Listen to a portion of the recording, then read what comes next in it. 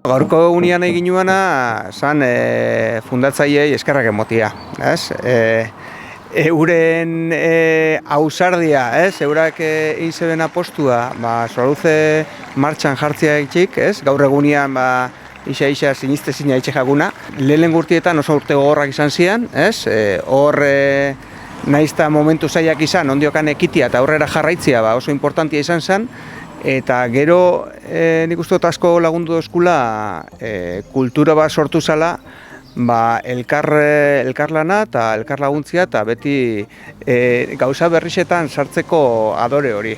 Ni Solaluzen egin dituen 38 urte eta jubileun ditzan 60 urtekin, 22 urtekin hasi nintzen. Da hola garrantzioa denbora txarra pepaseu ginuan.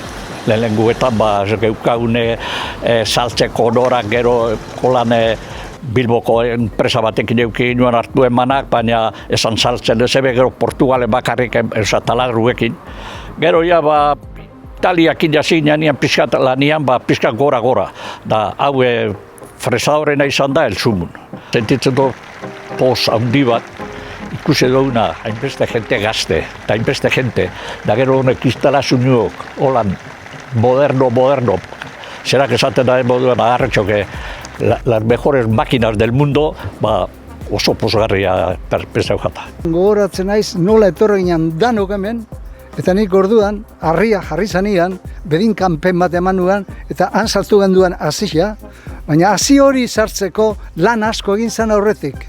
Orduan, pozinago, ikusten dutenean, hasia sartu da, eta 60 urte hauetan zelako abantza da eta zelako modernoa egin den gure Solaluzea. Eta hori galdetzen nahi da, hemendik 15 urtera ze gertatuko Solaluzekin.